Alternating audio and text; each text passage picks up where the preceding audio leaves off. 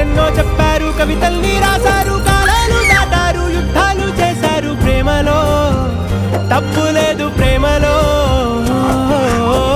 వేల వేల వెన్నెలంత నీదవాలి వెలుగునంత మోయమంటే నేను ఎంత రే.